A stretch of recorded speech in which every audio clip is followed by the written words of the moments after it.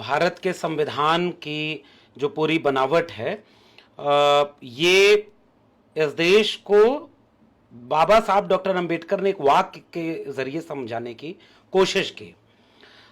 संविधान सभा की बहस होती थी, ढेर सारे लोग उसकी नुमाइंदगी करते थे और उस पूरी बहस के बीच में दो प्रकरण आए, वो बहुत जरूरी हैं, आज उस पर बात करनी चाहिए। पहली बात कि संविधान सभा की बहस के दरमियान डॉक्टर अंबेडकर ने एक बात कही और वो बात यह थी कि यह राष्ट्र एक मुकम्मल राष्ट्र नहीं है, यानी भारत एक राष्ट्र नहीं है, इसे एक राष्ट्र होना है। तमाम तरह की खाइयां हैं, तमाम अंतर्विरोध हैं। और बाबा साहब ने अपने आखिरी वक्तव्य में भी एक बात कही थी 26 नवंबर 1949 को कि हम आज से अंतर्विरोधों के दौर में प्रवेश कर रहे हैं। हमने एक व्यक्ति एक वोट का अधिकार तो दे दिया, यह राजनीतिक बराबरी तब तक मायने नहीं रखेगी अगर इस देश में आर्थिक और सामाजिक बराबरी कायम न की जाए। और आर्थिक, सामाजिक, राजनीतिक बराबरी कायम करने यानी समानता और न्याय कायम करने का एक जो दस्तावेज था, वो रास्ता था, वो भारत का संविधान था। तो वो जो अंतर्विरोधों के दौर में प्रवेश था, वो एक किस्सा यहां से शुरू होता है। और बाबा साहब ने एक बात कही थी कि संविधान एक कागज का पुलिंदा मात्र रह जाएगा अगर इसे लागू करने वाले लोग अच्छे ना हुए, नियत अच्छे ना हुई।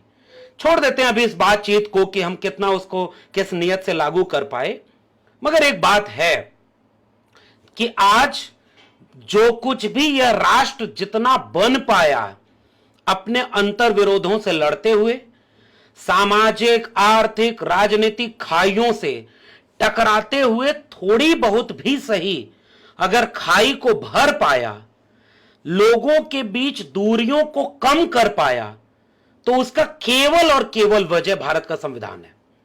अगर भारत का संविधान न होता तो यह अंतर्विरोध इस देश को कभी एक देश नहीं बनने देते।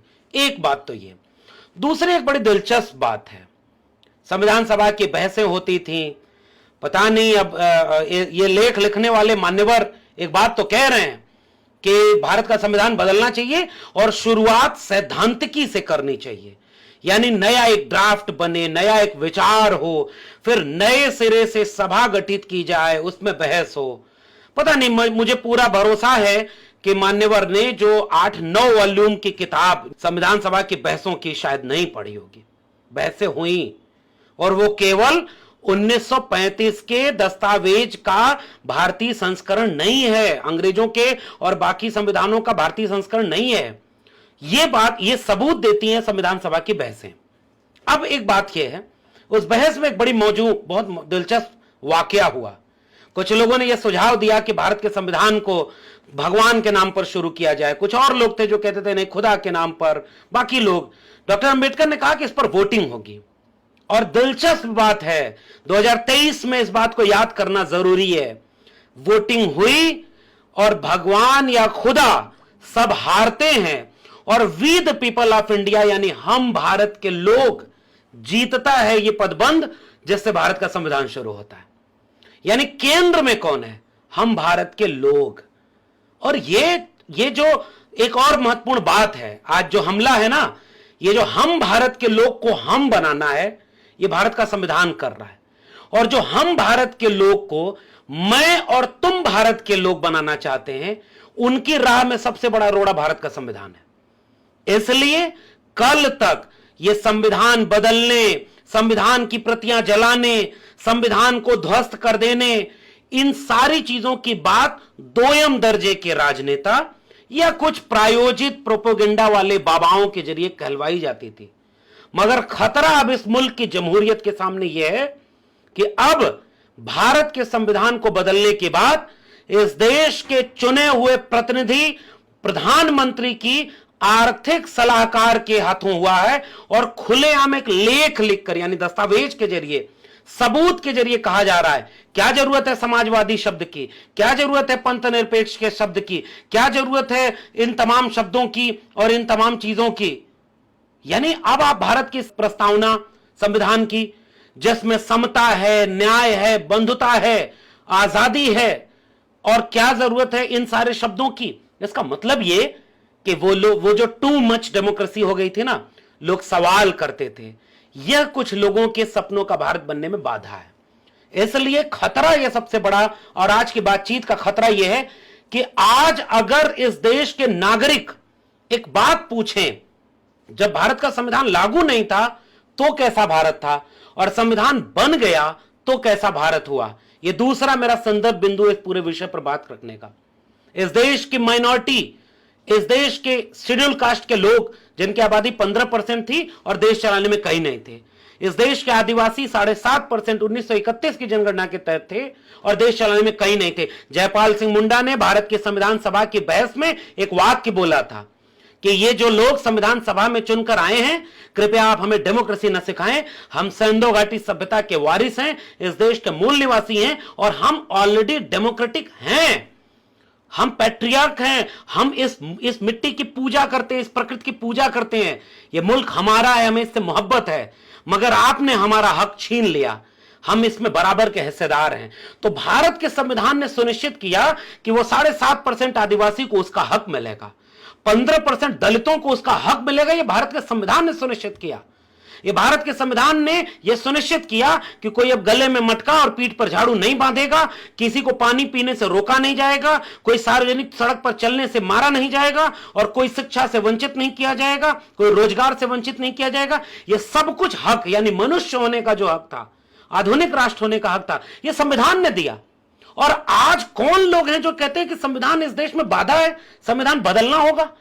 इसलिए मैं खतरा यह कह रहा हूं कि संविधान के पहले का भारत, हमारे जैसे लोग, हमारे जितने लोग हाथ में कलम और किताब लिए हुए ना, यह मुमकिन नहीं होता अगर इस देश में भारत का संविधान नहीं होता। तो आज हमारे जैसे लोगों के ऊपर एक जिम्मेदारी है कि एक नक्शा बनाए इस देश का, कि जब संविधान नहीं लागू था तो यह देश कैसा था, किनका वर्चस्व था, किनको हर चीज पर कब्जा था, कौन देश में चलाता था देश और कौन हाशिए पर था। और संविधान बन गया तो आज इस देश में राष्ट्रपति उस समय के.आर. नारायणन थे। जब बार बार ये आरएसएस और बीजेपी के लोग जब सरकार में आते हैं तो सबसे बड़ी बाधा इन्हें भारत का संविधान ही नजर आता है। मैं तो सैल्यूट करूंगा, संविधान पर बात हो रही है, बाबा साहब डॉक्टर भीमराव अंबेडकर को, कि भले ही उन्होंने कहा कि अगर ये ढंग के लोग नहीं लागू हुए तो मैं इसको बदलने की बात करूंगा, फिर भी उन्होंने कहा कि जितना भी हक इस देश के लोगों को मिलेगा वो भारत के संविधान से मिलेगा। इतना कायदे का दस्तावेज बना गए हैं कि आजादी का 75 साल मनाने के बाद 95 साल तक, अपने 90 साल तक मुख्यालय पर झंडा न फहराने वाले, देशभक्ति में भाग न लेने वाले, जंगे आजादी के विरोध में खड़े लोग आज भी भारत के संविधान को इतना बड़ा खतरा मानते हैं कि अगर वो संविधान रहे तो ये अपने वो हिंदू राष्ट्र और आरएसएस वाला राष्ट्र नहीं बना सकते। इसलिए मैं सल्यूट करता हूं अपने पुरखों को, नेहरू को, गांधी को बार बार याद करता हूं, भगत सिंह को याद करता हूं, और बाबा साहब अंबेडकर को, जयपाल सिंह मुंडा को, और तमाम लोगों को। ये इस देश के इम्तिहान का वक्त है। आज जो लोग, आप कल्पना करिए ना, संविधान की प्रतियां कहां जलाई गई? दिल्ली के जंतर मंतर पर। कोई जेल में है? नहीं। किसी घर पर बुलडोजर चला? नहीं। बाबा बैठ करके कहते हैं सब कि भारत हिंदू राष्ट्र बनेगा, कोई कार्रवाई नहीं, उनको सरकारी सुरक्षा मिली हुई है।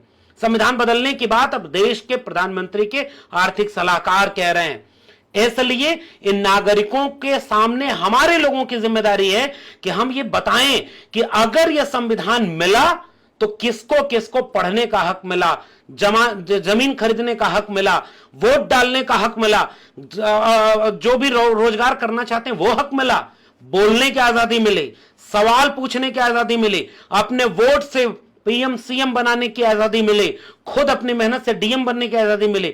सब कुछ छीन लिया जाएगा। एक तरफ लेटरल एंट्री, एक तरफ ऐसे कानून की बोलने पर अब जेल में डाला जाएगा। इसलिए भारत का संविधान बाधा है और इसलिए यह बहुत बड़ा संकेत है। इस देश में चुनाव बहुत होंगे, कोई हारेगा कोई जीतेगा, लेकिन अब जो होने वाला है 2024 के बाद इस देश में, यह इसका एक वैधानिक संकेत है। यह लेख आर्थिक सलाहकार का, और आर्थिक सलाहकार जो ये बता रहे हैं, ये साफ तौर पर संकेत कर रहे हैं कि राष्ट्रीय स्वयंसेवक संघ भारत के संविधान को नहीं पसंद करता, भारतीय जनता पार्टी भारत के संविधान को नहीं पसंद करती।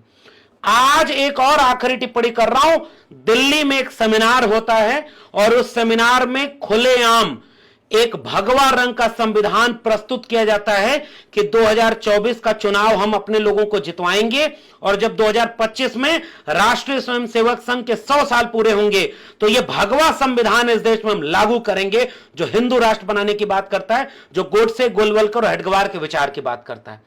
इसलिए जो भी गरीब, मजलूम, कमजोर लोग हैं, दलित, पिछड़े, आदिवासी हैं, पसमानदा हैं, और जो भी हाथ से श्रम करता है, जिसको संविधान ने रत्ती भर भी दिया है ना, आज इम्तिहान इन लोगों का है कि क्या आप अपने संविधान से छेड़खानी करते हुए पीढ़ियों से जो हासिल था वो चंद दिनों में अब जाने को है।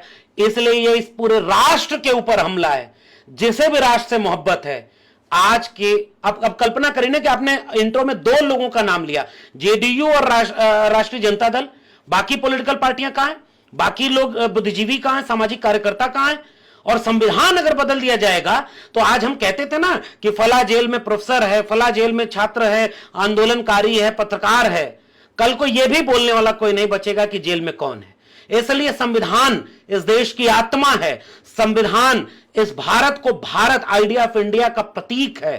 संशोधन कर सकते हैं आप, मगर कुछ तो इस संविधान में जरूर ऐसा है जो किसी संविधान विरोधी मनुस्मृति को मानने वाले के सामने बाधा है, इसलिए वो संविधान को बदलने की बात करते हैं। ये खतरा है इस देश के सामने। अब इम्तिहान इस देश की जनता का है कि वो इस खतरे से कितना लड़ पाते हैं, इसे रोक पाते हैं या नहीं रोक पाते हैं। शुक्रिया।